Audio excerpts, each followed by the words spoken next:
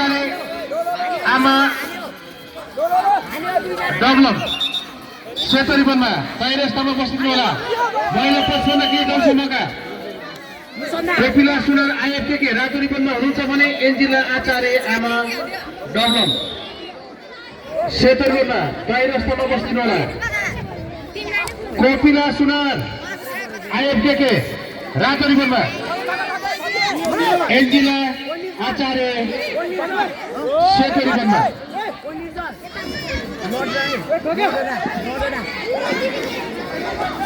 त्यसै गरी आजको यस कार्यक्रम भव्य रूपमा सफल पार्नको लागि सहयोग गर्ने सहयोगदाताहरू हुनुहुन्छ Sushil Harvey, west point school, यातायात गुल्जीधारा, प्रेमबहादुर तामाङको, दिलबहादुर, सिङ्गापुर बेभरेज, करुणा राई छेत्री, भुवन केसी,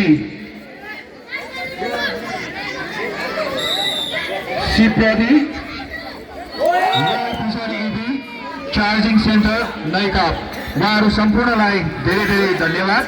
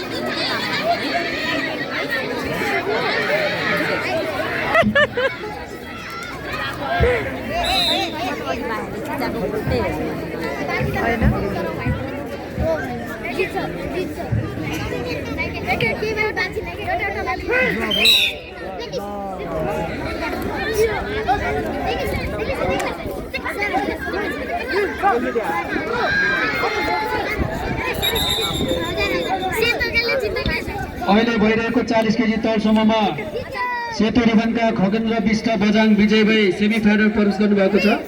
यसपछिको भिडन्तको लागि रातो रिबनमा निर्जल तामाङ खानकोट र सेतो रिबनमा धर्मादेव महतो महत्तरी।